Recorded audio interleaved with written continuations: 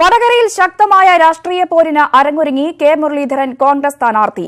P ജയരാജനെ നേരിടാൻ കരുത്തനായ സ്ഥാനാർത്ഥി വേണമെന്ന കേന്ദ്ര നേതൃത്വം കർശന നിലപാട് സ്വീകരിച്ചതിനെ തുടർന്നാണ് കെ മുരളീധരനെ സംസ്ഥാന നേതൃത്വം നിർദ്ദേശിച്ചത്.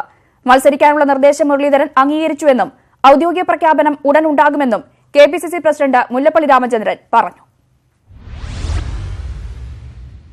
മുല്ലപ്പള്ളി രാമചന്ദ്രനും രമേശ് ചെന്നിത്തലയും ആവർത്തിച്ചു പറഞ്ഞിരുന്നതുപോലെ ഏറ്റവും കരുത്തനായ സ്ഥാനാർത്ഥിയാണ് വടകരയിൽ കോൺഗ്രസ് രംഗത്തിറക്കുന്നത്. കഴിഞ്ഞ ഒരാഴ്ചയായി സംഘർഷഭരിതമായ മുഖവുമായി മാധ്യമങ്ങളെ കണ്ട മുല്ലപ്പള്ളി കെ മുരളീധരന്റെ പേര് പറഞ്ഞപ്പോൾ നിറഞ്ഞു ചിരിച്ചു. മുരളീധരനുമായിട്ട് സംസാരിച്ച് അദ്ദേഹം സമ്മതിച്ചിരിക്കുന്നു. ഞാൻ ഏറ്റവും സന്തോഷവാനാണ്. എന്നെ ഹൈക്കമാൻഡ് തീരുമാനം കൂടി വന്നാൽ അദ്ദേഹം വടകരയിൽ സ്ഥാനാർത്ഥിയായിട്ട് മത്സരിക്കും. വടകരയിൽ നിരവധി പേരുകൾ പരിഗണിച്ചെങ്കിലും അതൊന്നും കേന്ദ്ര നേതൃത്വം അംഗീകരിച്ചില്ല. പി ജയരാജനെ നേരിടാൻ മുല്ലപ്പള്ളി രാമചന്ദ്രനെ ഇറങ്ങണമെന്ന് മുകുൾ വാസ്നിക് ഇന്നലെ നേരിട്ട് ആവശ്യപ്പെട്ടു. മത്സരത്തിന് ഇറങ്ങില്ലെന്ന നിലപാട് മുല്ലപ്പള്ളി ആവർത്തിയോടെ രാവിലെ 10 മണി വരെ കോൺഗ്രസ് നേതാക്കൾ പറഞ്ഞിരുന്നത്. ഒടുവിലാണ് മുരളീധരന്റെ പേര് നേതാക്കൾ തന്നെ സ്ഥിരീകരിച്ചത്.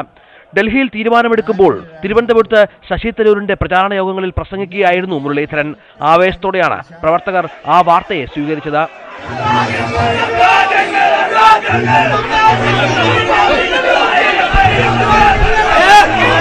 അക്രമ രാഷ്ട്രീയത്തിനെതിരെ പോരാടാനും വടകരയിൽ 10 വർഷം കെപിസിസി പ്രസിഡന്റ് നടത്തിയ വികസന പ്രവർത്തനങ്ങൾ തുടരാനും പാർട്ടി തയ്യാറാണോ എന്ന് എന്നോട് ചോദിച്ചപ്പോൾ പാർട്ടി ഏൽപ്പിക്കുന്ന ഏത് ദൗത്യം നിർവഹിക്കാമെന്ന് ഞാൻ മറുപടി പറഞ്ഞു.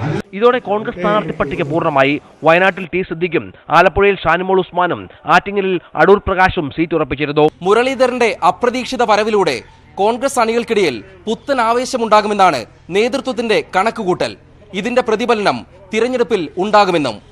ഡൽഹിയിൽ നിന്ന് ക്യാമറമാൻ കെ പി ധനേഷിനൊപ്പം എം ഉണ്ണികൃഷ്ണൻ, ന്യൂസ് 18.